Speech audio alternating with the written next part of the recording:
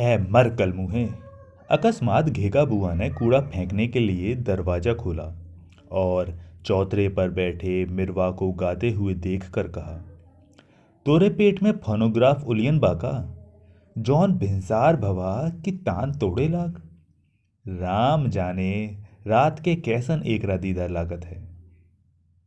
मारे डर के कि कहीं घेगा बुआ सारा कूड़ा उसी के सर पर ना फेंक दें, मिरवा थोड़ा खिसक गया और ज्यों ही घेगा बुआ अंदर आई कि फिर चौतरे की सीढ़ी पर बैठ पैर झुलाते हुए उसने उल्टा सुल्टा गाना शुरू किया।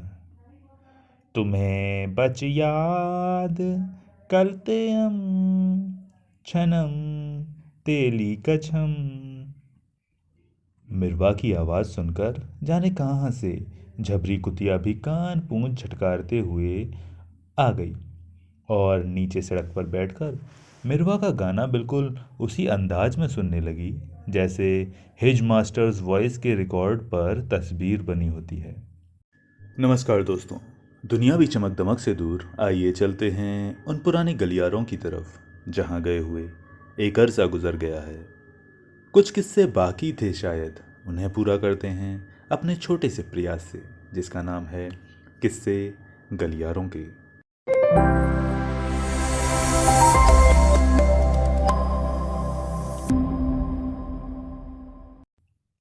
अभी सारी गली में सन्नाटा था। सबसे पहले मिरवा, जिसका असली नाम मेहरलाल था, वो जागता था और आंख मलते मलते घेका बुआ के चौतरे पर आ बैठता था। उसके बाद झबरी कुतिया, फिर मिरवा की छोटी बहन मटकी और उसके बाद एक एक कर गली के तमाम बच्चे। खोंचे वाली का लड़का मेवा, ड्राइवर साहब की लड़की निर्मल, मैनेजर साहब के मुन्ना बाबू, सभी आ जुटते थे। जब से गुलकी ने घेगा बुआ के चौतरे पर तरकारियों की दुकान रखी थी, तब से ये जमावड़ा वहाँ होने लगा था। उससे पहले बच्चे हकीम जी के चौतरे पर खेलते थे। धूप निकलते गुलकी सट्टी से तरकारियां खरीदकर अपनी कुबड़ी पीठ पर लादे डंडा टेकती आती और अपनी दुकान फैला देती। मूली, नींबू, कद्दू, लौकी, घिया बंडा, कभी कभी सस्ते फल। मिरवा और मटकी जानकी उस्ताद के बच्चे थे, जो एक भयंकर रोग में गल गल कर मरे थे, और दोनों बच्चे भी विकलांग, विक्षिप्त और रोगग्रस्त पैदा हुए थे। सिवा झबरी कुतिया के और कोई उनके पास नहीं बैठता था, और सिवा गुलकी के कोई उन्हें अपनी देहरी या दुकान पर चढ़ने नहीं देता था। आज भी गुलकी को आते देखकर सबसे पहले मिरवा ने गाना छोड़कर बोला, सलाम गुलकी। और मटकी अपनी बड़ी हुई तिल्ली वाले पेट पर से खिसकता हुआ जांघिया संभालते हुए बोली, एक ठो मूली दे देव। ए गुलकी। गुलकी पता नहीं किस बात से खींची हुई थी कि उसने मटकी को झड़क दिया और अपनी दुकान लगाने लगी। झबरी भी पास गई कि गुलकी ने डंडा उठाया। दुकान लगाकर वो अपनी कुबड़ी पीठ दोहराकर बैठ गई और जाने किसे बुड़बुड़ाकर गालियां देने लगी। मटकी एक क्षण चुप रही, फिर उसने रट लगाना शुरू किया, एक मूली, एक गुलकी, एक। गुलकी ने फिर झिड़का तो चुप हो गई और अलग हटकर लोलुप नेत्रों से सफेद धुली हुई मूलियों को देखने लगी। इस बार वो बोली नहीं, चुपचाप उन मूलियों की तरफ हाथ बढ़ाया ही था कि गुलकी चीखी, हाथ हटाओ, छूना मत, कोड़न कहेंगी। कहीं खाने पीने की चीज देखी तो जोंक की तरह चिपक गई, चल उधर। मटकी पहले तो पीछे हटी, पर फिर उसने तृष्णा ऐसी अदम्य हो गई कि उसने हाथ बढ़ाकर एक मूली खींच ली। गुलकी का मुंह तमतमा उठा और उसने बांस की खपच्ची उठाकर उसके हाथ पर चट से दे मारी।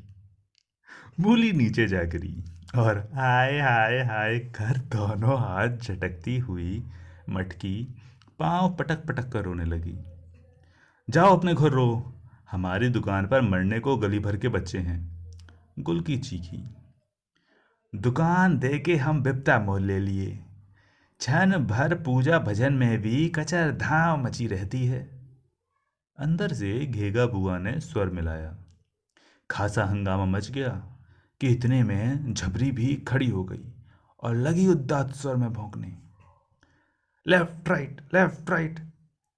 चौराहे पर 3-4 बच्चों का जुलूस चला आ रहा था।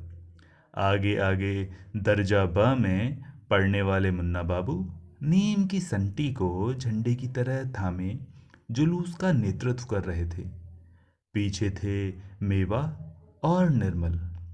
जुलूस आकर दुकान के सामने रुक गया। गुलकी सतर्क हो गई। दुश्मन की ताकत बढ़ गई थी। मटकी सिसकते सिसकते बोली, हमके गुलकी मालित है। हाय हाय, हमके नरिया में ढकेल दीस। अरे बाप रे। निर्मल, मेवा, मुन्ना सब पास आकर उसकी चोट देखने लगे। फिर मुन्ना ने ढकेल कर सबको पीछे हटा दिया और संटी लेकर तनकर खड़े हो गए। किसने मारा है इसे? हम मारा है। कुबड़ी गुलकी ने बड़े कष्ट से खड़े होकर कहा। क्या करोगे? हमें मारोगे? मारेंगे क्यों नहीं? मुन्ना बाबू ने अकड़ कर कहा। गुलकी इसका कुछ जवाब देती कि बच्चे पास घेर आए। मटकी ने जीभ निकालकर मुंह बिराया। मेवा ने पीछे जाकर कहा, एक कुबड़ी अपना कुबड़ दिखाओ। और एक मुट्ठी धूल उसकी पीठ पर छोड़कर भागा। गुलकी का मुंह तमतमा आया और रूंधे गले से कराहते हुए उसने पता नहीं क्या कहा, किंतु उसके चेहरे पर भय की छाया बहुत गहरी हो गई थी। बच्चे सब एक एक मुट्ठी धूल लेकर शोर मचाते हुए दौड़े कि अकस्मात घेगा बुआ का स्वर सुनाई पड़ा। ए मुन्ना बाबू, जात होगी अब इन बहन जी का बुलवाए के 2-4 कनेठी दिलवाए। जाते तो हैं, मुन्ना ने अकड़ते हुए कहा। ए मिरवा, बुगुल बजाओ। मिरवा ने दोनों हाथ मुंह पर रखकर कहा, दुदु दुदु दू। जुलूस चल पड़ा। कप्तान ने नारा लगाया, अपने देश में अपना राज, गुलकी की दुकान बाय काट। अपने देश में अपना राज, गुलकी की दुकान बाय काट। नारा लगाते हुए जुलूस गली में मुड़ गया। कुबड़ी ने आंसू पोंछे, तरकारी पर से धूल झाड़ी और साग पर पानी के छींटे देने लगी। गुलकी की उम्र ज़्यादा नहीं थी, यही हद से हद 25-26, पर चेहरे पर झुर्रियाँ आने लगी थीं और कमर के पास से वो इस तरह दोहरी हो गई थी जैसे 80 वर्ष की बुढ़िया हो। बच्चों ने जब पहली बार उसे मोहल्ले में देखा तो उन्हें ताज्जुब भी हुआ और थोड़ा भय भी। कहाँ से आई, कैसे आ गई, पहले कहाँ थी, इसका उन्हें कुछ अनुमान नहीं था। निर्मल ने जरूर अपनी माँ को उसके पिता ड्राइवर से रात को कहते हुए सुना, ये मुसीबत और खड़ी हो गई। मर्द ने निकाल दिया तो हम थोड़े ही ये ढोल गले बांधेंगे। बाप अलग हम लोगों का रुपया खा गया। सुना चल बसा तो डरी कि कहीं हम लोग मकान न दखल कर लें, और मर्द को छोड़ के चली आई। खबरदार जो चाबी दी तुमने। क्या छोटेपन की बात करती हो? रुपया उसके बाप ने ले लिया तो क्या हम उसका मकान मार लेंगे? चाबी हमने दे दी है, 10-5 दिन का नाच पानी भेज दो उसके यहाँ। हाँ हाँ, सारा घर उठा के भेज दो। सुन रही हो घेगा बुआ? तो का भवा बहू, अरे निर्मल के बापू से तो एक रे बाप की दांत काटी रही।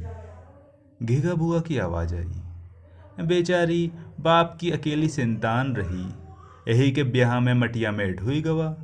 पर ऐसे कसाई के हाथ में देश के 5-6 बरस में कुबड़ निकल आया। सलाह तो इधर हंटर से खबर ले लूँ मैं उसकी। ड्राइवर साहब बोले, 5 बरस बाद बाल बच्चा हुआ, अब मरा हुआ पैदा हुआ तो इसमें इसका क्या कसूर? साले ने सीढ़ी से ढकेल दिया, जिंदगी भर के लिए हड्डी खराब हो गई ना, अब कैसे गुजारा होगा उसका?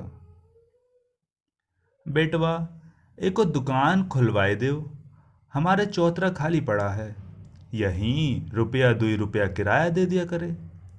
दिन भर अपना सौदा लगाए ले। हम का मना करे थे। इतना बड़ा चौतरा मोहल्ले वालन के काम न आई तो का हम छाती पर धै ले जाएं। पर हाँ, मुला रुपया दे दिया करे। दूसरे दिन ये सनसनीखेज खबर बच्चों में फैल गई। वैसे तो हकीम जी का चबूतरा बड़ा था, पर वो कच्चा था, उस पर छाजन नहीं थी। बुआ का चौतरा लंबा था, उस पर पत्थर जड़े थे, लकड़ी के खंभे थे, उस पर टीन छाई थी। कई खेलों की सुविधा थी। खंभों के पीछे कील किल कांटे की लकीरें खींची जा सकती थीं। एक टांग से उचक उचक कर बच्चे चिबिड्डी खेल सकते थे। पत्थर पर लकड़ी का पीड़ा रखकर नीचे से मुड़ा हुआ तार घुमाकर रेलगाड़ी चला सकते थे। जब गुलकी ने अपनी दुकान के लिए चबूतरों के खंभों में बांस बांधे तो बच्चों को लगा कि उनके साम्राज्य में किसी अज्ञात शत्रु ने आकर किलेबंदी कर ली है। वे सहमे हुए दूर से कुबड़ी गुलकी को देखा करते थे। निर्मल ही उसकी एकमात्र संवाददाता थी और निर्मल का एकमात्र विश्वस्त सूत्र था उसकी माँ। उसने जो सुना था उसके आधार पर निर्मल ने सबको बताया था कि वो चोर है। इसका बाप 100 रुपया चुरा कर भाग गया। ये भी उसके घर का सारा रुपया चुराने आई है। रुपया चुराएगी तो ये भी मर जाएगी, मुन्ना ने कहा। भगवान सबको दंड देता है। निर्मल बोली, ससुराल में भी रुपए चुराए होंगे। मेवा बोला, अरे कुबड़ थोड़े ही है, वही रुपया बांधे है पीठ पर, मन से धू का रुपया है। सचमुच? निर्मल ने अविश्वास से कहा।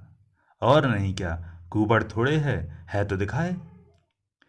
मुन्ना द्वारा उत्साहित होकर मेवा पूछने ही जा रहा था कि देखा साबुन वाली सत्ती खड़ी बात कर रही है गुलकी से। कह रही थी, अच्छा किया तुमने, मेहनत से दुकान करो, अब कभी थूकने भी न जाना उसके यहाँ। हराम ज्यादा दूसरी औरत कर ले चाहे 10 और कर ले, सबका खून उसी के मत्थे चढ़ेगा। यहाँ कभी आए तो कहलाना मुझसे, इसी चाकू से दोनों आंखें निकाल लूंगी। बच्चे डरकर पीछे हट गए। चलते फिरते सत्ती बोली, कभी रुपए पैसे की जरूरत हो तो बताना बहना। कुछ दिन बच्चे डरे रहे, पर अकस्मात उन्हें ये सूझा कि सत्ती को यह कुबड़ी डराने के लिए बुलाती है। इसने उसके गुस्से में आग में घी का काम कर दिया। पर कर क्या सकते थे। अंत में उन्होंने एक तरीका इजाद किया। वे एक बुढ़िया का खेल खेलते थे। उसको उन्होंने संशोधित किया था।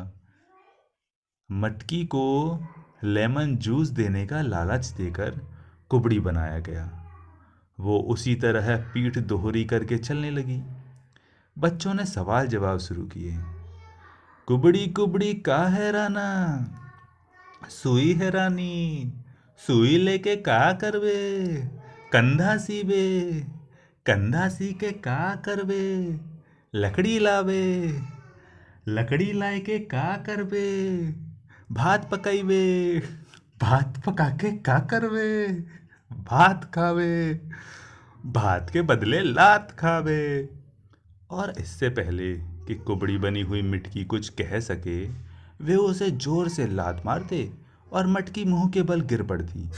उसकी कोहनियाँ और घुटने छिल जाते, आंख में आंसू आ जाते और ओठ दबाकर वो रुलाई रोकती।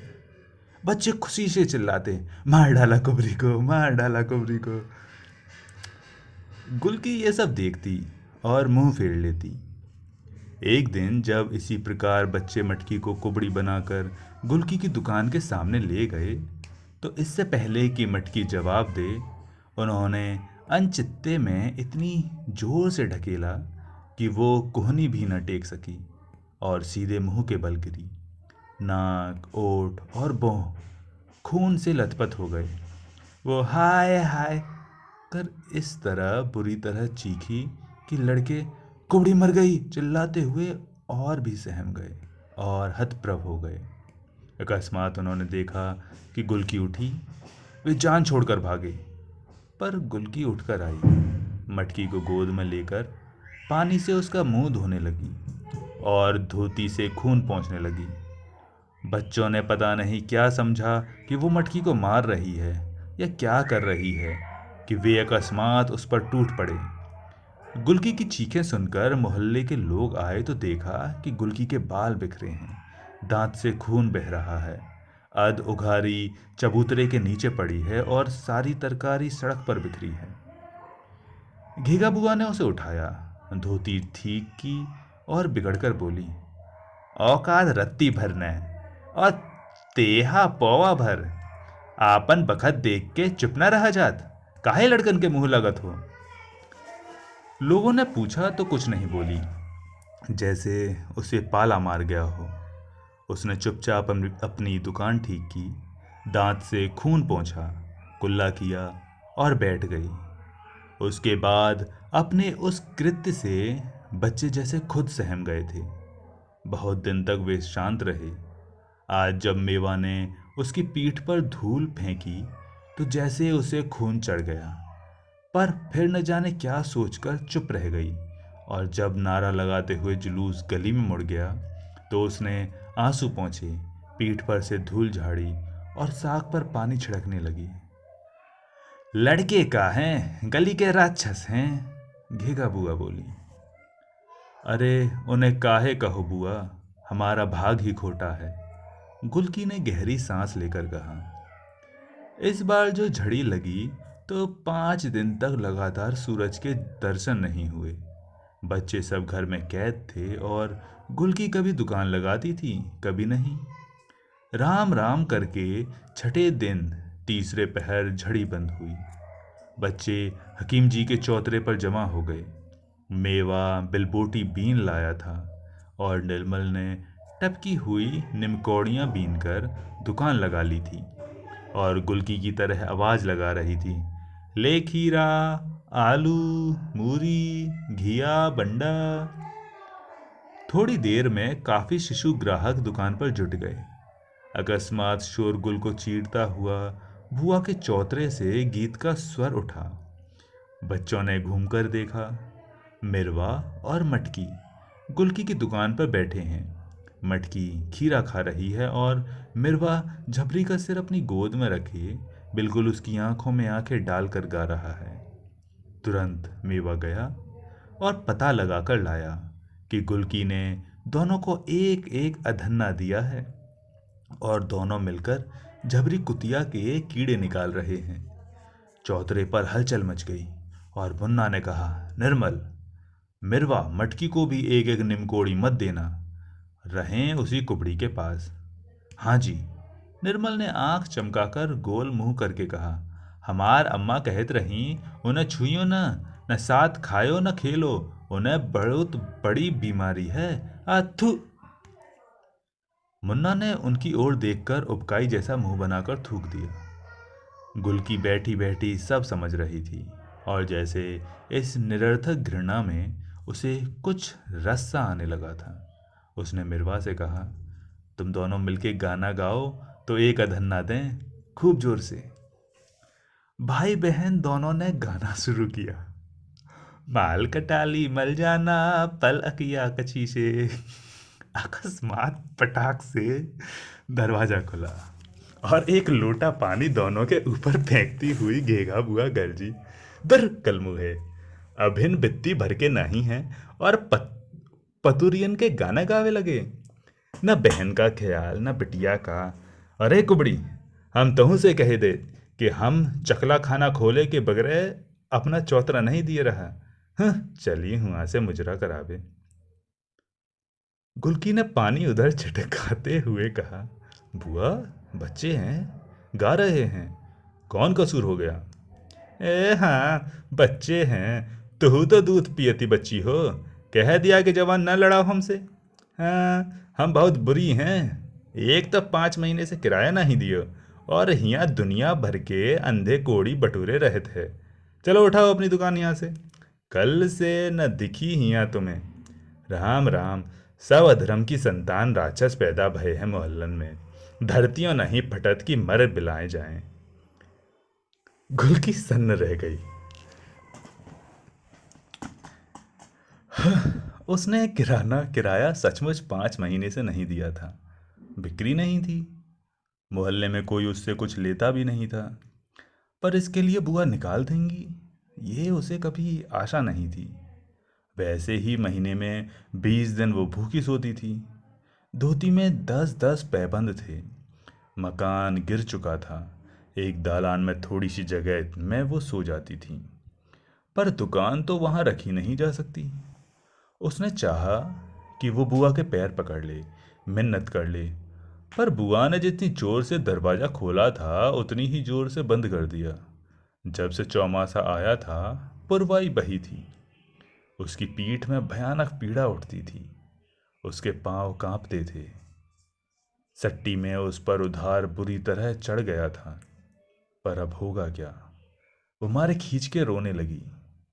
इतने में कुछ खटपट हुई और उसने घुटनों से मुंह उठाकर देखा कि मौका पाकर मटकी ने एक ताजा फुट निकाल लिया और मर भूखी की तरह उसे हबर हबर खाती जा रही है।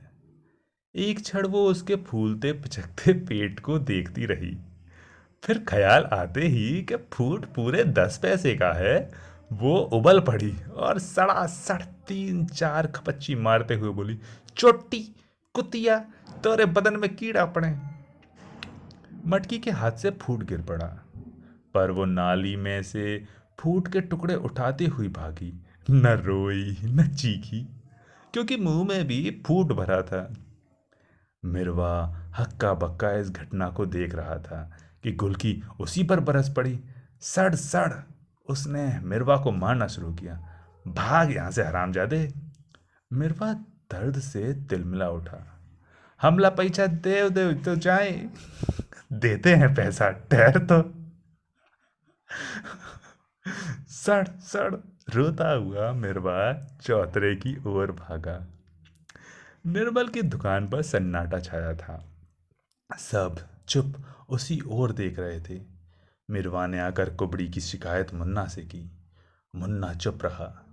फिर मेवा की ओर घूमकर बोला, मेवा बता दो इसे। मेवा पहले हिचकिचाया, फिर बड़ी मासूमियत मुलायमियत से बोला, मिरवा तुम्हें बीमारी हुई है ना, तो हम लोग अब तुम्हें नहीं छुएंगे, साथ नहीं खिलाएंगे, तुम उधर बैठ जाओ। हम बीमार हैं मुन्ना। मुन्ना कुछ पिघला। हाँ, हमें छुओ मत। निमकौड़ी खरीदना हो तो उधर बैठ जाओ और हम दूर से फेंक देंगे, समझे? मिरवा समझ गया, सिर हिलाया और अलग जाकर बैठ गया। मेवा ने निमकौड़ी उसके पास रख दी और वो चोट भूलकर पकी निमकौड़ी का बीजा निकालकर छीलने लगा। इतने में ऊपर से घेगा बुआ की आवाज आई, ए मुन्ना, तई तू लोग परे हो जाओ, अब इन पारी गिरी ऊपर से। बच्चों ने ऊपर देखा। तिछट्टे पर घेगा बुआ कछोटा मारे पानी में छप छप करती घूम रही थी। कूड़े से तिछट्टे की नाली बंद थी और पानी भरा था। जिधर बुआ खड़ी थीं उसके ठीक नीचे गुलकी का सौदा था। बच्चे वहीं से दूर थे, पर गुलकी को सुनाने के लिए ये बात बच्चों से कही गई थी। गुलकी कराहती हुई उठी। कुबड़ की वजह से वो तनकर तिछट्टे की ओर देख भी नहीं सकती थी। उसने धरती की ओर देख कर ऊपर बुआ से कहा, इधर की नाली काहे खोल रही हो, उधर की खोलो ना। काहे उधर की खोली, उधर हमारा चौका है कि न, इधर हमारा सौदा लगा है। बुआ हाथ चमकाकर बोली, सौदा लगा है रानी साहब का, किराया दे के दाई हिया फाटत है, और टर्राई के दाई नटई में गामा पहलवान का जोर तो देखो। सौदा लगा है तो हम क्या करी, नारी तो यह खुले, खोलो तो देखें। अकस्मात गुलकी ने तड़प कर कहा। आज तक किसी ने उसका ये स्वर नहीं सुना था। 5 महीने का 10 रुपया नहीं दिया बेशक, पर हमारे घर की धन्नी निकाल के बसंतू के हाथ किसने बेचा? तुमने। पश्चिम ओर का दरवाजा चिरवा के किसने चलवाया? तुमने। हम गरीब हैं, हमारा बाप नहीं है, सारा मोहल्ला हमें मिलके मार डालो। हमें चोरी लगाती है, अरे कल कई पैदा हुई। बुआ मारे गुस्से के खड़ी बोली बोलने लगी थी। बच्चे चुप चुप खड़े थे। वे कुछ कुछ सहमे हुए थे। कुबड़ी का यह रूप उन्होंने कभी न देखा, न सोचा था। हाँ हाँ हाँ, तुमने, ड्राइवर चाचा ने, चाची ने, सब ने मिल के हमारा मकान उजाड़ा है। अब हमारी दुकान बहाय दे, देखेंगे हम भी, निर्बल के भी भगवान हैं। ले ले ले, भगवान है तो ले। और बुआ ने पागलों की तरह दौड़कर नाली में जमा कूड़ा लकड़ी के ढेल दिया। 6 इंच मोटी गंदे पानी की धार धड़ धड़ करती हुई उसकी दुकान पर गिरने लगी।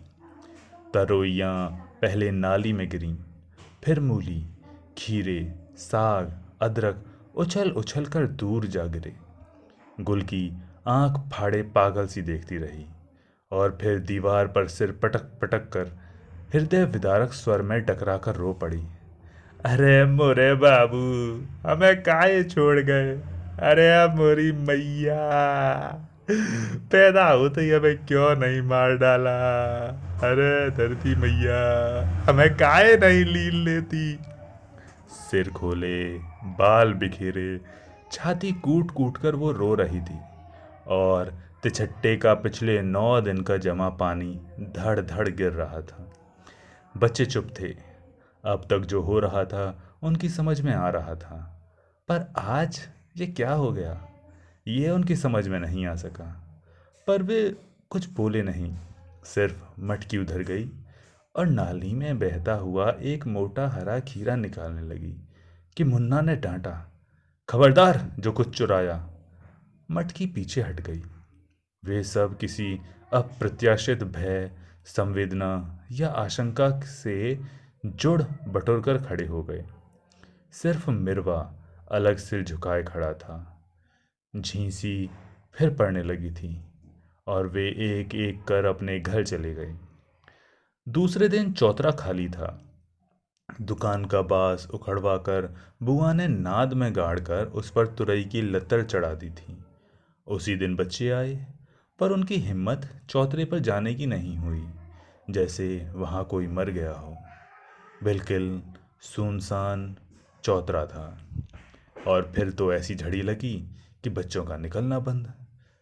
चौथे या 5वें दिन रात को भयानक वर्षा तो हो रही थी, पर बादल भी ऐसे गरज रहे थे कि मुन्ना अपनी खाट से उठकर अपनी माँ के पास घुस गया।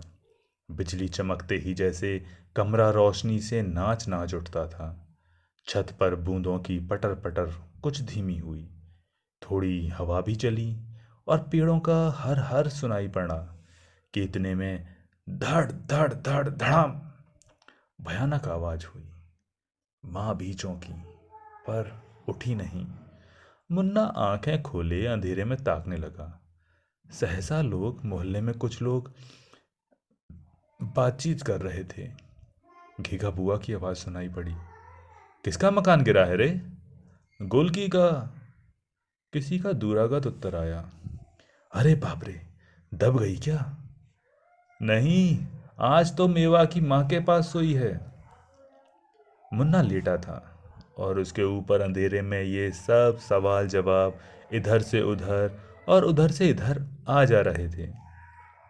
वो फिर कांप उठा, माँ के पास घुस गया और सोते सोते उसने साफ सुना, कुबड़ी फिर उसी तरह रो रही है, गला फाड़ फाड़ कर रो रही है। कौन जाने मुन्ना के ही आंगन में बैठ के रो रही हो। नींद में वो स्वर कभी दूर तो कभी पास आता हुआ। ऐसा लगता था जैसे कुबड़ी मोहल्ले के हर आंगन में जाकर रो रही है, पर कोई सुन नहीं रहा सिवा मुन्ना के। बच्चों के मन में कोई बात इतनी गहरी लकीर नहीं बनाती कि उधर से उनका ध्यान हटे ही नहीं। सामने गुलकी थी तो वो एक समस्या थी, पर उसकी दुकान हट गई। फिर वो जाकर सावन वाली सत्ती के गलियारे में सोने लगी और 2-4 घर से मांग मूंग कर खाने लगी। उस गली में दिखती ही नहीं थी। बच्चे भी दूसरे कामों में व्यस्त हो गए। अब जाड़े आ रहे थे। उनका जमावड़ा सुबह न होकर तीसरे पहर होता था। जमा होने के बाद जुलूस निकलता था और जिस जोशीले नारे से गली गूंज उठती थी वो था, घेगा बुआ को वोट दो। पिछले दिनों म्यूनिसिपालिटी का चुनाव हुआ था और उसी के बाद बच्चों ने ये नारा सीखा था। वैसे कभी कभी बच्चों में दो पार्टियां भी होती थीं, पर दोनों को घेगा भुआ से अच्छा उम्मीदवार कोई नहीं मिलता था। अतः दोनों गला फाड़ फाड़ कर उनके लिए ही वोट मांगती थीं। उस दिन जब घेगा बुआ के धैर्य का बांध टूट गया और नई नई गालियों से विभूषित अपनी पहली इलेक्शन स्पीच देने ज्यों ही चौतरे पर अवतरित हुई कि उन्हें डाकिया आता हुआ दिखाई पड़ा। वे अचकचाकर रुक गईं। डाकिया के हाथ में एक पोस्ट कार्ड था और वो गुलकी को ढूंढ रहा था। बुआ ने लपक कर पोस्ट कार्ड लिया, एक सांस में पड़ गईं। उनकी आंखें मारे अचरज के फैल गई और डाकिये को यह बताकर कि गुलकी सत्तू सत्ती साबुन वाली के ओसारे में रहती है, वे झट से दौड़ी दौड़ी निर्मल की माँ ड्राइवर की पत्नी के यहाँ गईं। बड़ी देर तक दोनों में सलाह मशविरा होता रहा। अंत में बुआ आई और उन्होंने मेवा को भेजा, जा गुलकी को बुला ला। पर जब मेवा लौटा तो उसके साथ गुलकी नहीं वरन सत्ती साबुन वाली थी, और सदा की भांति इस समय भी उसकी कमर से वो काले बैंत का चाकू लटक रहा था, जिससे वो साबुन की टिक्की काटकर दुकानदारों को देती थी। उसने आते ही भौं सिकोड़कर बुआ को देखा और कड़े स्वर में बोली, क्यों बुलाया है गुड़की को? तुम्हारा 10 रुपया किराया बाकी था, तुमने 15 रुपये का सौदा उजाड़ दिया, अब क्या काम है? अरे राम राम, कैसा किराया बेटी, अंदर आओ अंदर आओ। बुआ के स्वर में असाधारण मुलायमियत थी। सत्ती के अंदर जाते ही बुआ ने फटाक से किवाड़ बंद कर लिए। बच्चों का कौतूहल बहुत बढ़ गया था। बुआ के चौके में एक झंझरी थी। सब बच्चे वहां पहुंचे और आंख लगाकर कनपटियों पर दोनों हथेलियां रखकर घंटी वाला बायोस्कोप देखने की मुद्रा में खड़े हो गए। अंदर सत्ती गरज रही थी, बुलाया है तो बुलाने दो, क्यों जाए गुलकी? अब बड़ा ख्याल आया है, इसलिए कि उसकी रखेल को बच्चा हुआ है तो जाके गुलकी झाड़ू बुहारू करे, खाना बनाए, बच्चा खिलाए, और वो मर्द का बच्चा गुलकी की आंख के आगे रखेल के साथ गुलछड़रे उड़ाए। निर्मल की माँ बोली, अरे बिटिया, पर गुजर तो अपने आदमी के साथ करेगी ना। जब उसकी पत्री आई है तो गुलकी को जाना चाहिए, और मर्द तो मर्द, एक रखेल छोड़ दुई दुई रख ले तो औरत उसे छोड़ देगी? राम राम। नहीं, छोड़ नहीं देगी तो जाके लात खाएगी। सत्ती बोली। अरे बेटा, बुआ बोली, भगवान रहे ना, तौन मथुरापुरी में कुब्जा दासी के लात मारन तो ओकर कुबड़ सीधा हुई गवा।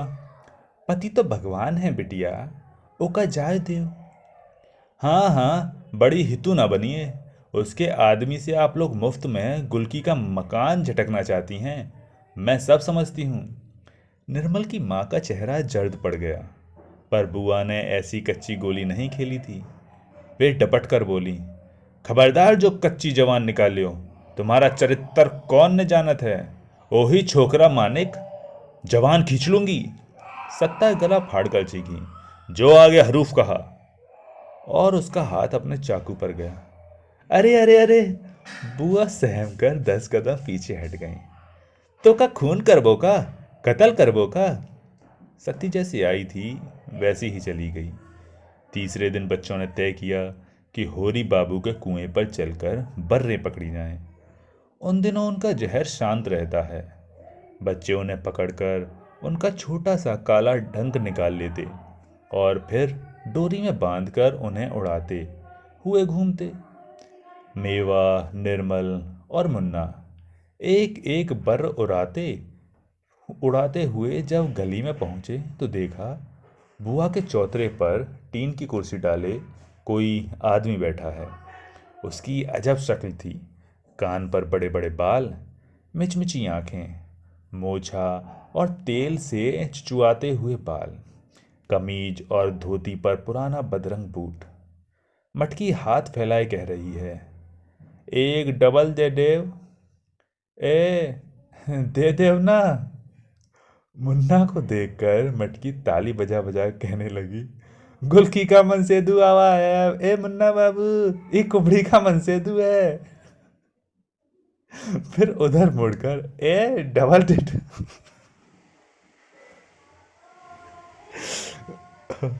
तीनों बच्चे कौतूहल में रुक गए। इतने में निर्मल की माँ एक गिलास में चाय भर कर लाई और उसे देते देते निर्मल के हाथ में बर्रे देखकर उसे डांटने लगी। फिर बर्रे छुड़ाकर निर्मल को पास बुलाया और बोली, बेटा, ये हमारी निर्मला है। ए निर्मल, जीजा जी हैं, हाथ जोड़ो। बेटा, गुलकी हमारी जात बिरादरी की नहीं है तो क्या हुआ, हमारे लिए जैसे निर्मल वैसे गुलकी। अरे निर्मल के बाबू और गुलकी के बाप की दांत काटी रही, एक मकान बचा है, उनकी चिन्हारी और का। एक गहरी सांस लेकर निर्मल की माँ ने कहा, अरे तो का, उन्हें कोई इनकार है। बुआ आ गई थी। अरे 100 रुपया तुम देवे कि रहूं, चलो 300 और दे दो, अपने नाम कराए लियो। 500 से कम नहीं होगा। उस आदमी का मुंह खुला, एक वाक्य निकला और मुंह फिर बंद हो गया। भवा भवा, ए बेटा, दामाद हो, 500 कहबो तो का निर्मल की माँ को इनकार है। अकस्मात वो आदमी उठकर खड़ा हो गया। आगे आगे सत्ती चली आ रही थी, पीछे पीछे गुलकी। सत्ती चौतरे के नीचे खड़ी हो गई। बच्चे दूर खड़े हो गए। गुलकी ने सिर उठाकर देखा और अचकचाकर सिर पर पल्ला डालकर माथे पर खींच लिया। सत्ती दो एक क्षण उसकी ओर एकटक देखती रही और फिर गरज कर बोली, यही कसाई है गुलकी, आगे बढ़कर मार दो चपेटा इसके मुंह पर, खबरदार जो कोई बोला। बुआ चट से देहरी के अंदर हो गई।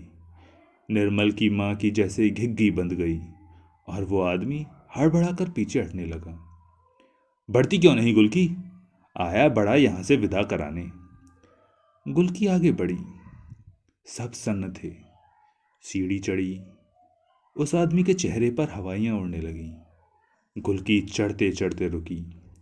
सत्ती की ओर देखा, ठिठकी, अकस्मात लपकी और फिर उस आदमी के पांव पर गिर के फपक फपक कर रोने लगी। हाय, हमें काहे को छोड़ दियो, हमारे सिवा, तुम्हारे सिवा हमारा लोक परलोक और कौन है। अरे हमरे मरे पर कौन चुल्लू भर पानी चढ़ाए। सत्ती का चेहरा स्याह पड़ गया। उसने बड़ी हिकारत से गुलकी की ओर देखा और गुस्से में थूक निकलते हुए कहा, कुतिया, और तेजी से चल गई। निर्मल की माँ और बुआ गुलकी के सिर पर हाथ फेर फेर कर कह रही थी, मत रो बिटिया मत रो, सीता मैया भी तो बनवास भोगन रहा, उठो गुलकी बेटा, धोती बदल लो, कंघी चोटी करो, पति के सामने ऐसे आना असगुन होता है, चलो। गुलकी आंसू पहुँचती पहुँचती निर्मल की माँ के घर चली। बच्चे पीछे पीछे चले तो बुआ ने डांटा, ए चलो हर, हाँ, वहाँ लड्डू बट रहा है का। दूसरे दिन निर्मल के बाबू, ड्राइवर साहब, गुलकी और जीजाजी दिन भर कचहरी में रहे। शाम को लौटे तो निर्मल की माँ ने पूछा, पक्का कागज लिख गया। हाँ हाँ रे, हाकिम के सामने लिख गया। फिर जरा निकट आकर फुसफुसाकर बोले, मट्टी के मोल मकान मिला है, अब कल दोनों को विदा करो। अरे पहले 100 रुपया लाओ, बुआ का हिस्सा भी तो देना है। निर्मल की माँ उदास स्वर में बोली, बड़ी चंट है बुढ़िया, गाड़ गाड़ के रख रही है, मर के सांप होएगी। सुबह निर्मल की माँ के यहाँ मकान खरीदने की कथा थी। शंख, घंटा, घड़ियाली, केले का पत्ता, पंजीरी, पंचामृत का आयोजन देखकर मुन्ना के अलावा सब बच्चे इकट्ठे थे। निर्मल की माँ और निर्मल के बाबू पीढ़े पर बैठे थे। गुलकी एक पीली धोती पहने, माथे तक घूंघट काढ़े सुपारी काट रही थी। और बच्चे झांक झांक कर देख रहे थे। मेवा ने पहुंचकर कहा, ए गुलकी, ए गुलकी, जीजाजी के साथ जाओगी क्या? कुबड़ी ने झेंप कर कहा, धत्रे, ठिठोली करता है। और लज्जा भरी जो मुस्कान किसी भी तरुणी के चेहरे पर मनमोहक लाली बनकर फैल जाती थी, उसके झुर्रियोंदार बेडौल नीरस चेहरे पर विचित्र रूप से विभत्स लगने लगी। उसके काले पपड़ीदार ओठ सिकुड़ गए, आंखों के कोने मिचमिचा उठे और अत्यंत कुरुचिपूर्ण ढंग से उसने अपने पल्लू से सिर ढांक लिया और पीठ सीधी कर जैसे कुबड़ छुपाने का प्रयास करने लगी। मेवा पास ही बैठ गया। कुबड़ी ने पहले इधर उधर देखा, फिर फुसफुसाकर मेवा से कहा, क्यों रे, जीजाजी कैसे लगे तुझे? मेवा ने असमंजस में या संकोच में पड़कर कोई जवाब नहीं दिया, तो जैसे अपने को समझाते हुए गुलकी बोली, कुछ भी हो, है तो अपना आदमी, हारे गाड़े कोई और काम आएगा। औरत को दबाए के रखना ही चाहिए। फिर थोड़ी देर चुप रहकर बोली, मेवा भैया, सत्ती हमसे नाराज है। अपनी सगी बहन क्या करेगी जो सत्ती ने हमारे लिए किया? ये चाची और बुआ तो सब मतलब के साथी हैं, हम क्या जानते नहीं। पर भैया, अब जो कहो कि हम सत्ती के कहने से अपने मर्द को छोड़ दें, सो नहीं हो सकता। इतने में किसी का छोटा सा बच्चा घुटने के बल चलते चलते मेवा के पास आकर बैठ गया।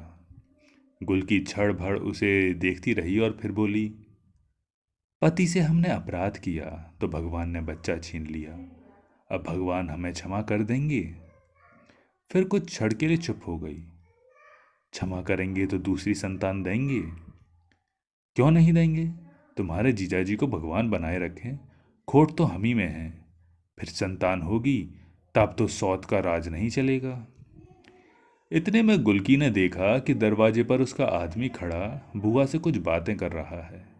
गुलकी ने तुरंत पल्ले से सिर ढका और लजाकर उधर पीठ कर ली।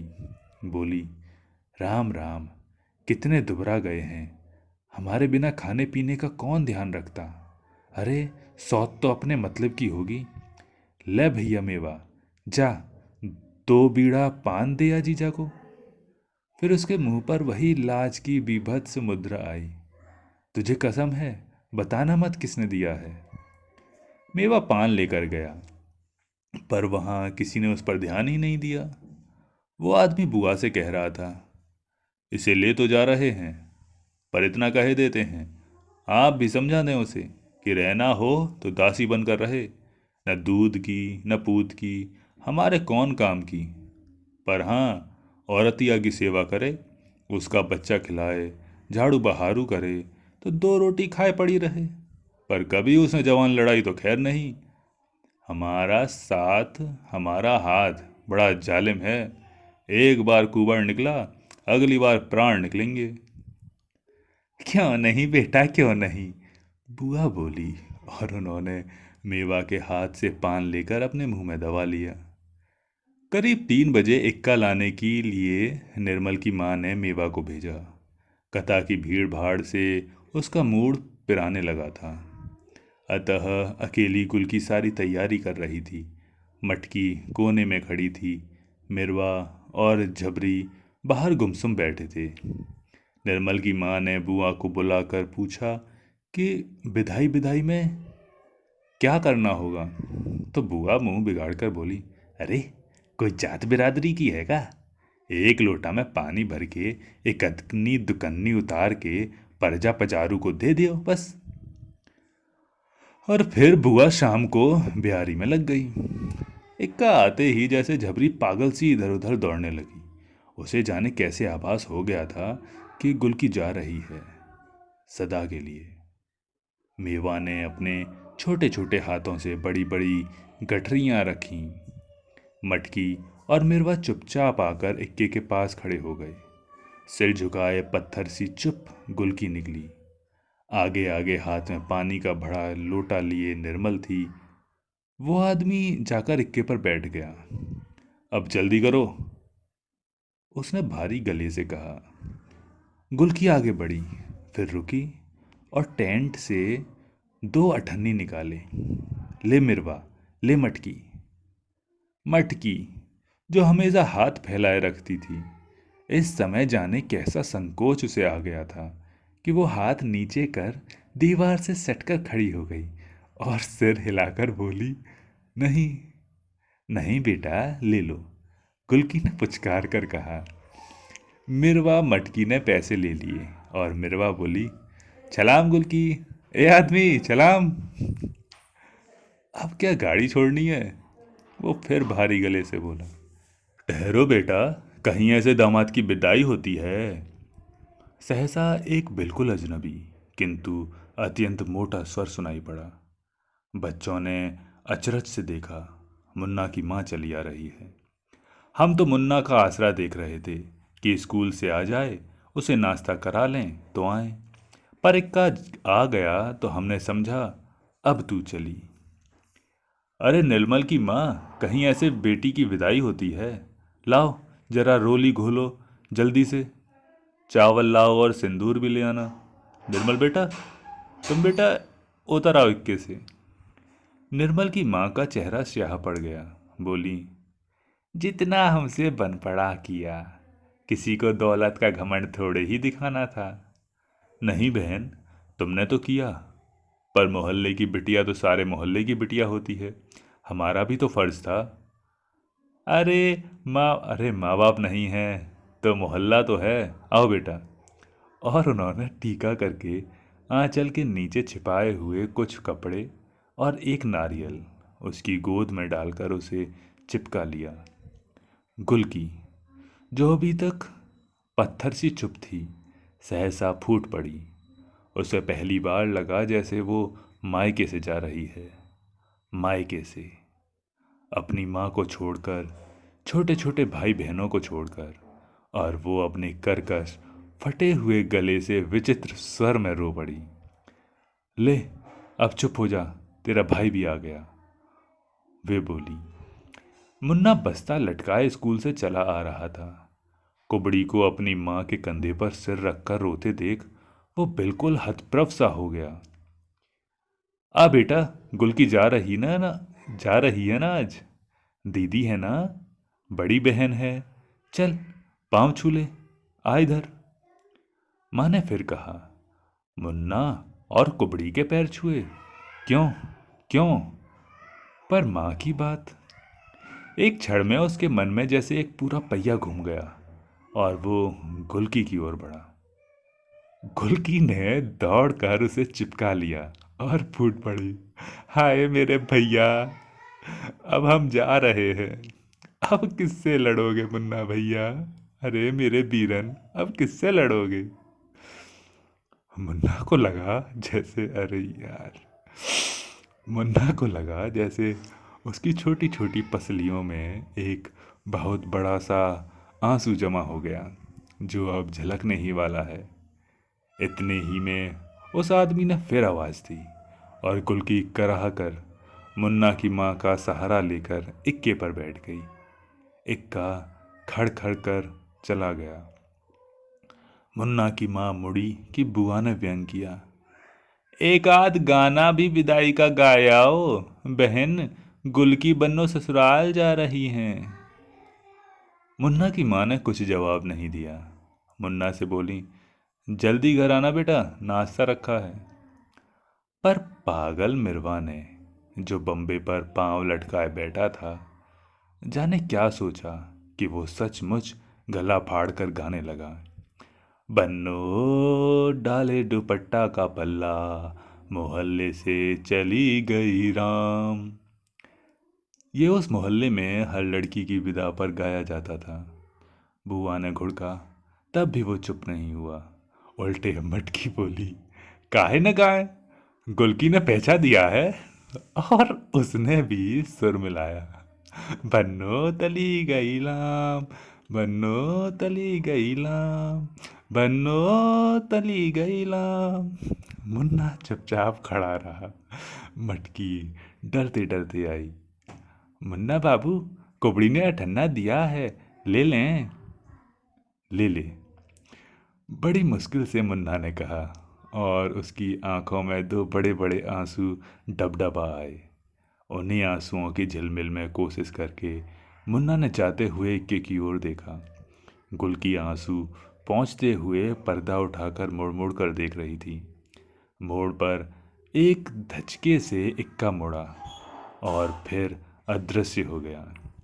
फिर झबरी सड़क तक इक्के के साथ गई और फिर लौट गई।